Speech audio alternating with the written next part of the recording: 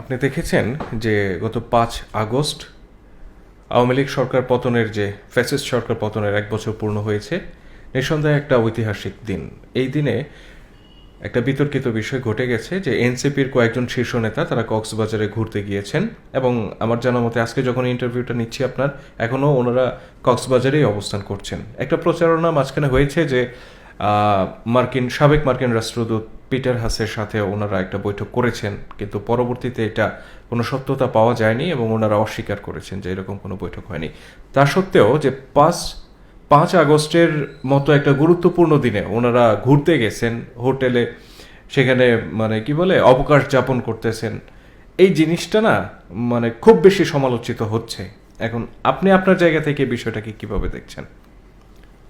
আমি তো উত্তর কক্সবাজার, আমি যদি কক্সবাজারে ওদের গতিবিধি দেখতাম এখানে দেখেন, তাহলে তো আমি বলতাম যে 5 আগস্টে কিন্তু প্রধান উপদেষ্টা জুলাই ঘোষণাপত্র পাঠ করেছেন। এই জুলাই ঘোষণাপত্রের জন্য যারা ঘুরতে গেছেন ওনারাই কিন্তু সবচেয়ে বেশি ছিলেন, হ্যাঁ ইনভলভ ছিলেন, এবং তাদের প্রত্যাশা ছিল এই ঘোষণাপত্রটা পাঠ করা হোক।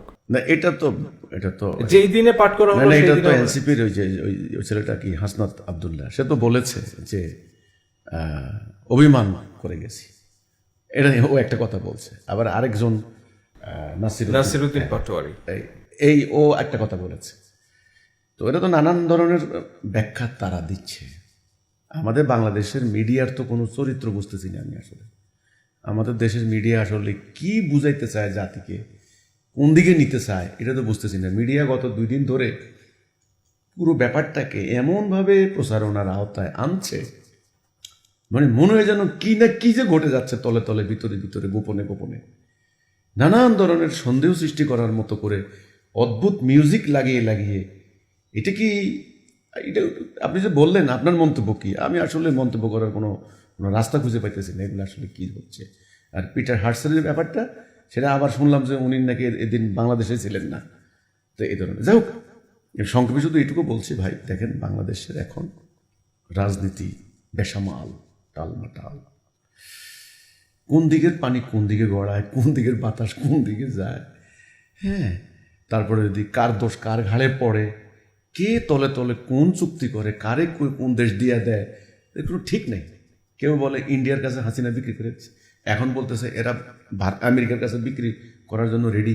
কেউ বলতেছে ওই মিয়ানমারের ওদের সঙ্গে চুক্তি করতে গেছে। নানান ধরনের অনুমান, আইডিয়া, সন্দেহ, দ্বিধা, একটা চক্রের মধ্যে পড়ে গেছে বাংলাদেশ। ভয়ঙ্কর একটা চক্র এর মধ্যে পড়ে গেছে। এখন এনসিপির এই ছেলেপেলেরা কেন সেখানে গেল, এটা নিয়ে আবার শুরু হয়েছে দুনিয়া। ওরা বলতেছে আমরা একটু মজা করতে গেছি, তো এটা কি দোষের কিছু? ওদের কথা এটা। আবার একজনে বললো আমরা অভিমান করে গেছি। হ্যাঁ, এটা ঠিক। আজকের এই অনুষ্ঠানে তাদের থাকা দরকার ছিল, তারা তো মানে থাকে নাই, আমি যতদূর জানি তারা ছিল না অন্যান্য। এবং এদের এই ঘোষণাপত্রটাও তারা কতটুকু মেনে নিল অন্যান্য দলের চাপে পড়ে, এটা নিয়েও কিন্তু দেখলাম জামাত ইসলামীও আমতা ইসলামী দলগুলি চরমনাইও হতাশা, বিএনপি খুব উচ্ছ্বসিত। তো এই হচ্ছে ব্যাপারটা। আমি আর বিশেষ কোনো আসলে মন্তব্য, আমি শুধু এইটুকু বলতে চাচ্ছি, এনসিপির যে নেতারা, ওরা যেই বিশাল একটা পরিবর্তনের আশা আকাঙ্ক্ষা নিয়ে তারুণ্য উদ্দীপনা সৃষ্টি করে দিয়ে একটা বিপ্লব দাবি করেছিল, একটা চেঞ্জ, একটা রেভলিউশনারি মাইন্ড, এখন বোধহয় তারা বিরাট একটা চাপ বুঝতে পারছে যে রাজনীতি কত জটিল, বাংলাদেশের রাজনীতি কত হিংস্র, কত ভয়ানক, কত জঘন্য, কত নোংরা বাংলাদেশের পলিটিক্স। ওনারা যে হতাশার কথাটা বলতেছেন, এটা মনে হয় এই স্টুডেন্ট লিডারগুলি, এরা মনে হয় এখন কিছুটা বুঝতে, যে এই কথাটা আমি প্রথম থেকে বলতেছি যে শোনো বন্ধুরা, আমি 90 সালে একেবারে ফ্রন্ট লাইনে যোদ্ধা ছিলাম এরশাদ বিরোধী আন্দোলনে। বহুবার গুলির মুখে গেছি, বহুবার বলতে গেলে। তো দেখছি তো এটার ফল। পরে আবার ইলেকশন হইল, ওই যে আবার তত্ত্বাবধায়ক গভর্নমেন্ট পরে আসলেন, গণতন্ত্র আসবে, কিছু হয় নাই। এটাই আমি বলেছি, তাড়াতাড়ি যদি আল্লাহর দেওয়া জীবন ব্যবস্থা প্রতিষ্ঠা করতে পারো, ওরা দাঁড়াবে না তো, এটার পক্ষে তো আসে না। তো এই কক্সবাজারে ওদের যাওয়া নিয়ে আমার আর কোনো কথা নেই। এটা নিয়ে নানান ডালপালা বিস্তার করছে, নানান সন্দেহ ব্যাখ্যা বিশ্লেষণ হচ্ছে, যেই সম্পর্কে আমার কোনো জ্ঞান নাই। যে আল্লাহ কোরআনে বলেছেন, যেই সম্পর্কে তোমার কোনো জ্ঞান নাই তুমি এর অনুসরণ করো না। এই জন্য আমি কোনো ডিরেক্ট কোনো মন্তব্য করতে পারছি না। শুধু এইটুকু আমার অনুমান করতে পারছি, অবস্থা দেখে পরিস্থিতি খুব জটিল, খুব ঘোলাটে, তলে তলে আন্ডারগ্রাউন্ডে কি হচ্ছে, কে কার সাথে চুক্তি করছে, কে মানে সেফ এক্সিট করার চিন্তা করছে, কে আবার ইলেকশন বানচাল করার প্ল্যান করছে, আবার ইলেকশন মানে বাস্তবায়ন চেষ্টা, মানে কিছু একটা হচ্ছে আর কি ভিতরে ভিতরে। এইটুকু একটা আভাস পাওয়া মানে যাচ্ছে। খুবই একটা অস্বস্তিকর, রাইট, একটা ঘোলাটে অবস্থা, ক্লিয়ার কোনো ধারণা নাই। এটা আনপ্রেডিক্টেবল কন্ডিশন চলছে, কি হবে এটাও বলতে পারি।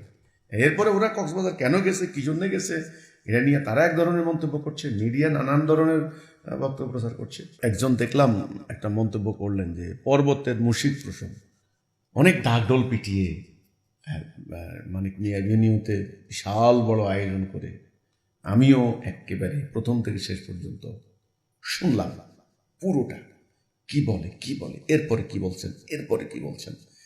হ্যাঁ, এই 83-84 বছর বয়সে এই প্রচণ্ড বৃষ্টির মধ্যে, ঝুম বৃষ্টির মধ্যে দাঁড়িয়ে তিনি, আমি তো মনে করেছিলাম যে ভয়ানক এক জাতির উদ্দেশ্যে ইশতেহার দেবেন, একটা ঘোষণাপত্র আসবে, কিন্তু খুব একটা মানে তাক লাগানো কিছুই দেখলাম না। আসলে একটা হলো যে যারা আন্দোলনে ভূমিকা রেখেছে তাদেরকে নিরাপত্তা দেওয়ার আশ্বাস দেওয়া হলো, তারা আইনি সুরক্ষা, ইন্ডেমনিটি যাকে বলা হয়। তো এটা তো অতীতে বহুবার দিয়েছে, সেনাবাহিনীর লোকদেরকেও ইন্ডেমনিটি দিয়েছে, কিন্তু সরকার পরিবর্তনের সঙ্গে সঙ্গে এগুলি থাকে না। তো এটা একটা আছে। আর নির্বাচনের রোডম্যাপ করার একটা সুনির্দিষ্ট ইঙ্গিত তিনি দিয়েছেন। এই তো আবার দেখলাম এই যে জুলাই এটা হলো, এর একটা আইনি ভিত্তি দেওয়ার তিনি ইয়ে করেছেন ঘোষণা। কিন্তু আজকে দেখলাম ইনকিলাব মঞ্চ, যেই ছেলেগুলা খুব দুর্বার গতিতে আন্দোলন করেছে, তারা প্রচণ্ড ক্ষুব্ধ এটা কোনো তাদের আশা আকাঙ্ক্ষার প্রতিফলন ঘটে নাই। আর এনসিপির নেতা হাসনাত আব্দুল্লাহ তো বলেছেই যে অভিমান করে কক্সবাজার চলে গেছি। ওরা হয়তো আগের দিনে বুঝতে পেরেছে যে এখানে কি ঘোষণা, এটার একটা খসড়া তো ওদের কাছে ওরা পাইছে, ওদের সাথে আলোচনা হয়েছে। ডক্টর ইউনূস সাহেব কোনটা পারবেন না, ওনার সীমাবদ্ধতা, ওনার লিমিটেশনস, ওনার অসহায়ত্ব বলেন, ওনার দুর্বলতা, উইকনেস, সব তো ওরা বুঝতে পেরেছে।